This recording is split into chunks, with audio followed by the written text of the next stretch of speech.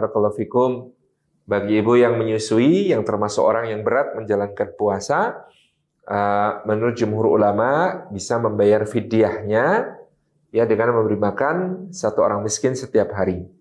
Ada yang biasanya menambahkan dalam beberapa qaul dalam mazhab Syafi'i, nanti kalau sudah longgar bisa kemudian mengqadha. Ya, jadi ada di dalam qaul mazhab Syafi'i ada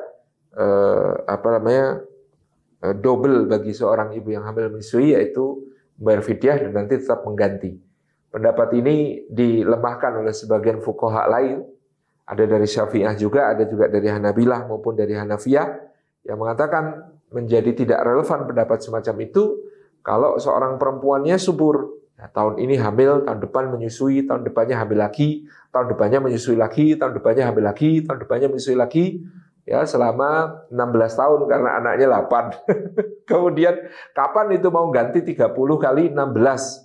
Ya, hari yang ditinggalkan itu menjadi tidak mungkin atau muskil. Sementara Allah memfirmankan dalam Al-Quran, yuridullahu bikumul yusra wala yuridu bikumul usra. Allah menghendaki kemudahan bagimu, bukan kesulitan. Maka ya banyak ulama mutaakhir termasuk Dr. Yusuf Al-Qardawi dan lain sebagainya yang menguatkan pendapat bahwa wanita hamil dan menyusui hanya membayar fidyah saja. Wallahu a'lam bishawab. Nah, apa yang bisa dilakukan? Quran. Tentu yang pertama memperbanyak tilawatil Quran, atau tadarus, atau mengkaji isi Al-Quran, membaca tafsir, ya, ataupun bertadabur sendiri dipersilahkan. Jadi mengisi hari-hari dengan program Al-Quran. Tadi kita sudah sebutkan, ya keistimewaan Ramadan itu puasa dan Al-Quran. Kalau kita kehilangan puasa, kita bisa memperkuat dari sisi Qurannya. Kemudian juga selain Quran, kita bisa memperbanyak sedekah, dan tidak yang namanya sedekah itu tidak harus yang besar-besar. Karena kita kemudian tidak menjalankan puasa, tapi kita pengen dapat pahalanya orang yang berpuasa di bulan Ramadan ini, misalnya kita memberikan takjil buka puasa, iftar untuk orang lain.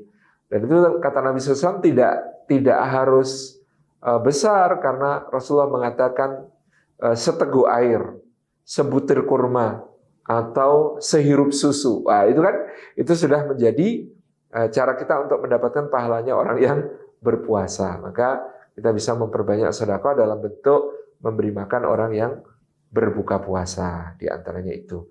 Kemudian dzikir-dzikir secara umum tidak dibatasi, ya, lafaz-lafaznya pun bisa tasbih, ya, kemudian tahmid, kemudian takbir, kemudian tahlil, ataupun sholawat kepada Nabi SAW. Itu bisa diperbanyak selama Ramadan. Wallahu a'lam bishawab. Tentu juga doa yang diajarkan Nabi, asyhadu an la ilaha illallah, astaghfirullah, as'alukal jannata wa a'udzubika minan nar.